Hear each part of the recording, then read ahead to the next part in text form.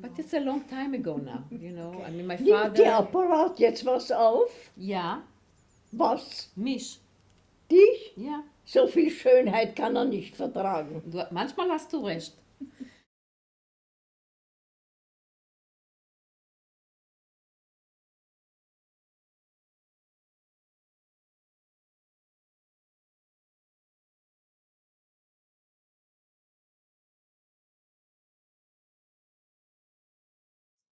And I basically know everything, you know, that they went through.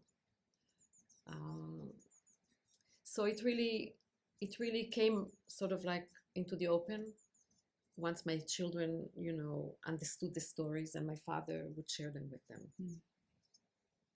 But I don't know how real it is for them. I don't think they really get it, you know. Maybe I should have sent them on the March of the Living, you know, to really own it and to understand that they're part of it.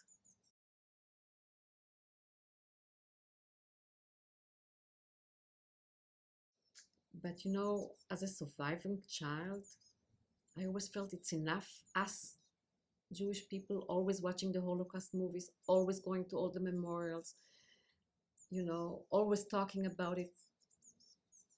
It's always us. I said, well, let them go, let them see, let the others go, you know. And I never pushed my kids. Maybe it was wrong, I don't know, because I never went myself either.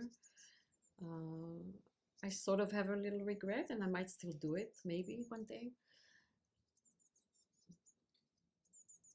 So, you know,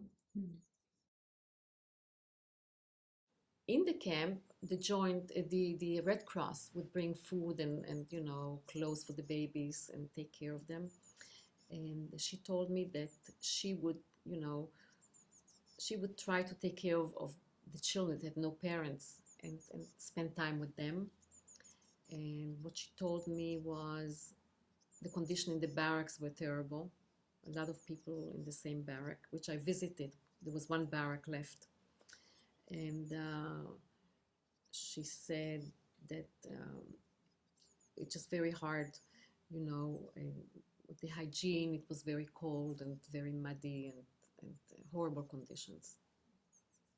But she said she knew how to sew, so she was sewing for the guards' wives. They even would take her out sometimes into their homes because she was very good in sewing. She would sew their clothes, and they would give her extra food.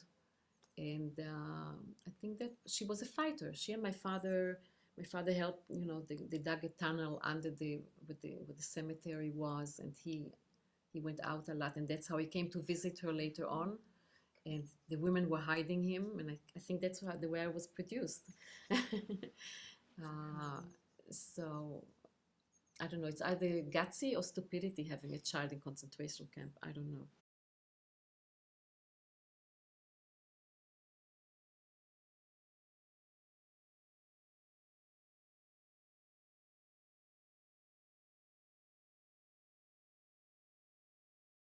So they went a couple of times to Gurs to those kind of reunions.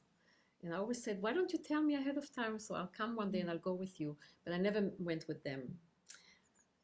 But there was an interesting thing that happened to me. They always told me there was this restaurant not far from the camp where people sometimes, you know, would get out of the camp and would trade. I mean, the restaurant would give them some food and they give them, I don't know, something else that maybe they had coins or gold or I don't know what.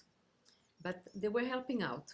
I mean, they didn't do it for nothing, but it was this restaurant. And when I went to Gurs, I was wondering if this restaurant still exists, and it does. And the granddaughter runs it now.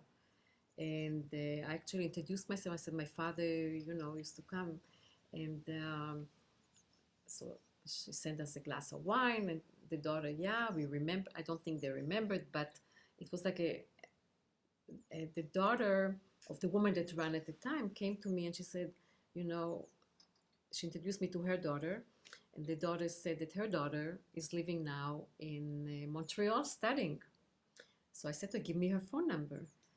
So when I came home, I called her and I invited her to a big dinner with all my kids, you know, and I told them the story, and it's in my writing. And I concluded in the end, you know, they were feeding us, and now I was feeding her.